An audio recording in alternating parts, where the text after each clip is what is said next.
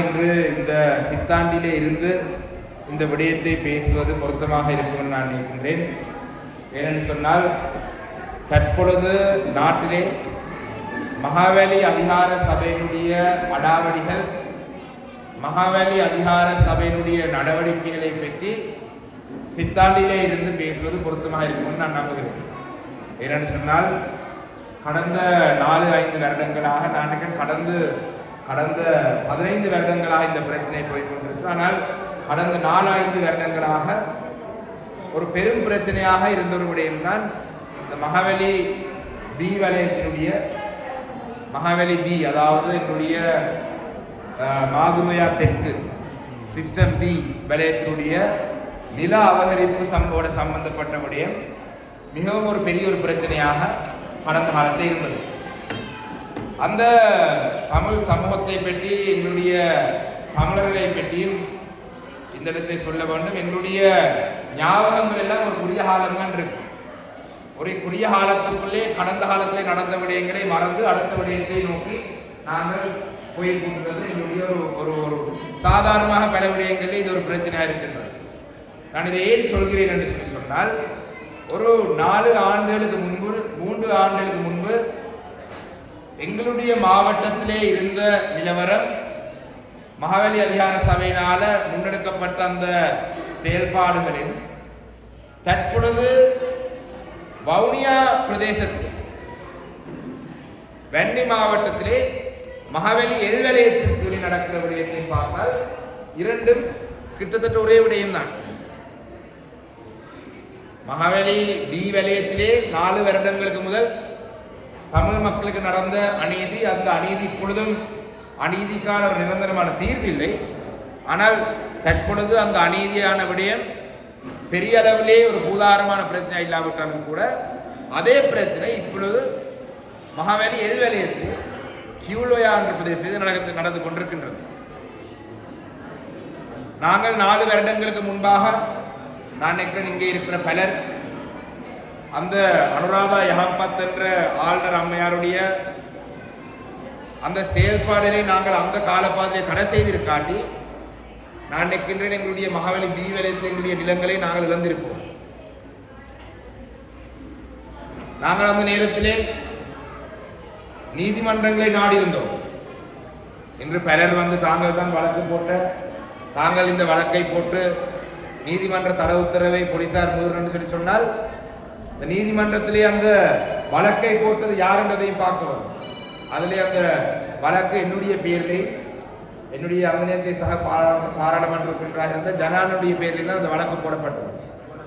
அந்த வழக்கிலே தந்த ஒரு தீர்ப்பை வைத்துதான் ஏறாவூர் நீதிமன்றத்திலே மகாவலி அதிகார சபைக்கு எதிராக, போலீசாருக்கு எதிராக நீதிமன்ற தீர்ப்பை நடைமுறைப்படுத்த ஒன்றை போட்டோம்.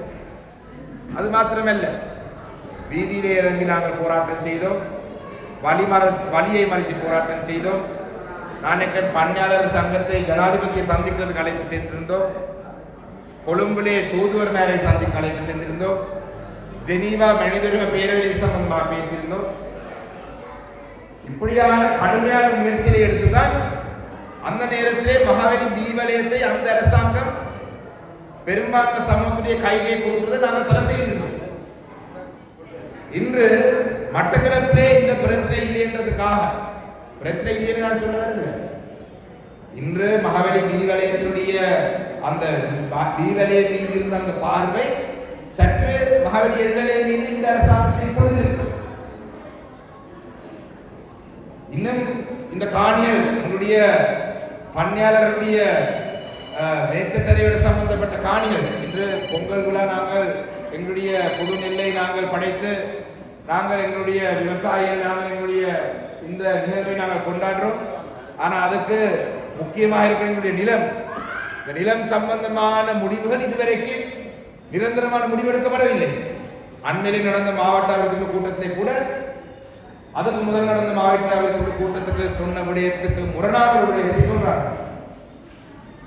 ஆனால் நாங்கள் எங்களுடைய அந்த மறதி குணங்கள் திருப்பி மீண்டும் ஒரு புதுசாக ஒரு கும்பல் வந்து எங்களுடைய மகாவலி பி வலயத்துக்குள்ளே அத்துமதி வந்து சிலர் வந்து அதை வருகை தந்தால்தான் இப்படி ஒரு பிரச்சனை இருக்கின்றது ஞாபகம் வரும் ஒன்று.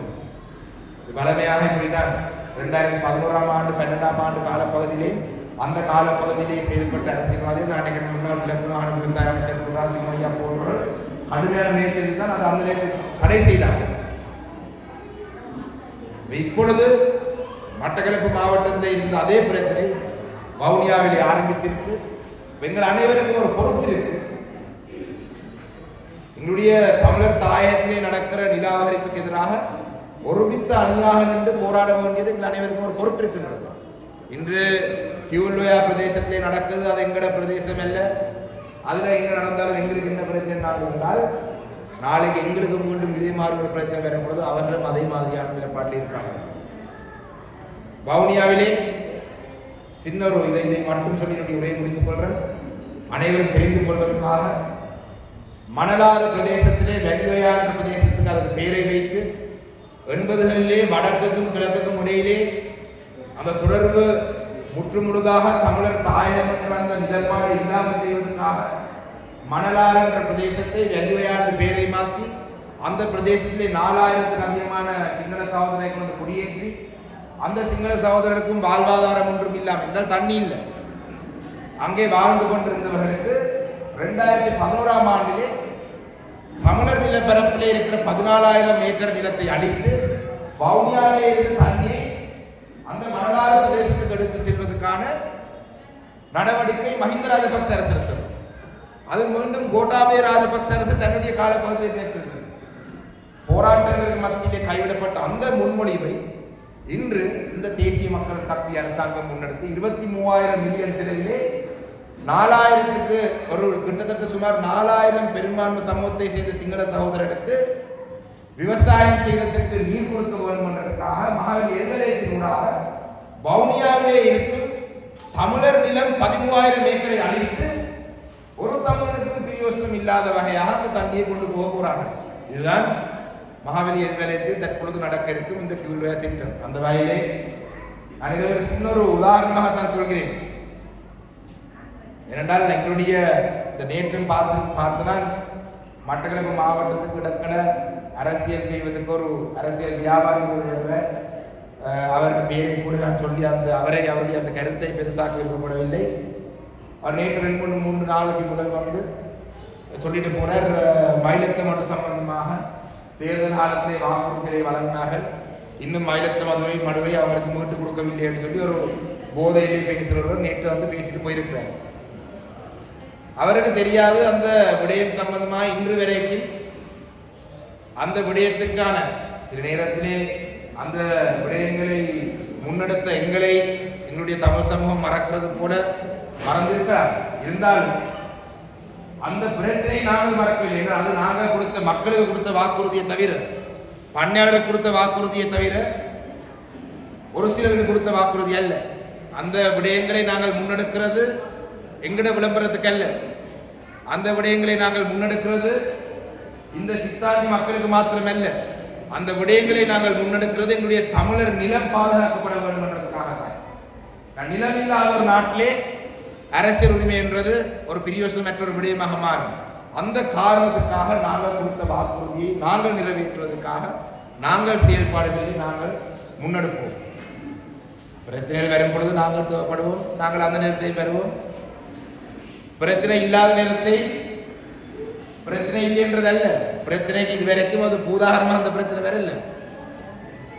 அப்ப நாங்கள் பொங்கல் நிகழ்வுகள் கொண்டாடினால் இந்த பிரச்சனைக்கு தீர்வுகள் காணுவதற்கு எங்களுடைய மனதில் இருக்க வேண்டும் என்றது அல்ல. இது தமிழருடைய பிரச்சனை என்றதின் அடிப்படையில் நிச்சயமாக இந்த பிரச்சனைக்காக நாங்கள் செயல்படுவோம். நாங்கள் தொடர்ந்து இந்த பிரச்சனைக்காக இந்த பிரச்சனையை நாங்கள் முன்னெடுப்போம். இந்த பிரச்சனைக்கான தீர்வை எட்டுவதற்கு நாங்கள் செயல்படுவோம்.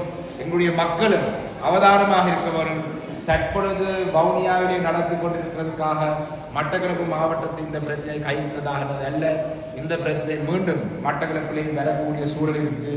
இந்த விடயங்களை எதிர்த்து நாங்கள் ஒரு அணியாக நின்று போராடி நாங்கள் வெல்ல விட்டோம் என்று சொன்னால் எங்களுடைய நிலங்கள் நாங்கள் முழுமையாக இழந்து நாங்களும் நீர்கொழும்பு பிரதேசத்திலே எப்படி தமிழ் என்ற அந்த அடையாளத்தை இல்லாமல் போய் பெரும்பான்மை சமூகத்தோட ஒரு கலப்பு முறையில் வாழ்வது போல எங்கட பிரதேசங்களே வந்து நிலைமை மாறும்.